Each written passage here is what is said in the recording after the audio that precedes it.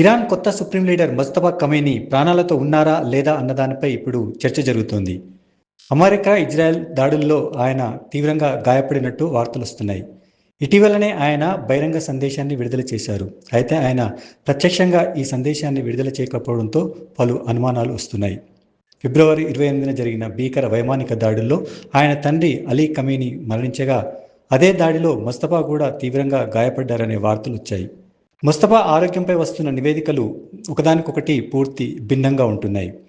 Iran media ఆయన్ను దేశం కోసం గాయపడిన వీరుడని అభివర్ణిస్తుండగా, ఇతర మీడియా సంస్థలు పలు కథనాలను ప్రచురిస్తున్నాయి.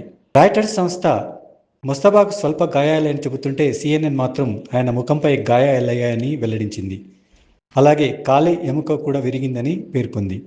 ఇక ది సన్ మాత్రం ఈ దాడిలో ముస్తఫా తన కాలును కోల్పోయారని, కాలేయం పొట్టభాగంలో తీవ్ర అంతర్గత గాయాల వల్ల ఆయన ప్రస్తుతం కోమాలో ఉన్నారని ఒక సంచలన కథనాన్ని ప్రచురించింది.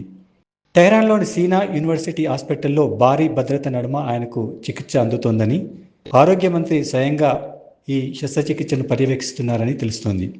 ఇక ఇటీవలనే విడుదలైనటువంటి సందేశంలో ముస్తఫా అత్యంత కఠినమైన హెచ్చరికలు జారీ చేశారు. తన తండ్రి మృతదేహాన్ని చూసినప్పుడు ఆయన పిడికిలి బిగించి ఉందని, ఆ పట్టుదలతోనే తాము ప్రతీకారం తీర్చుకుంటామని ప్రకటించారు.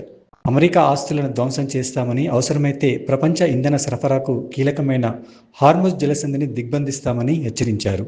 అయితే ఆయన ఎక్కడా ప్రత్యక్షంగా కనిపించకపోవడమే ఇప్పుడు పలు అనుమానాలకు దారితీస్తోంది. ఆయన ఆరోగ్యంపై మిస్టరీ అనేది వీడట్లేదు.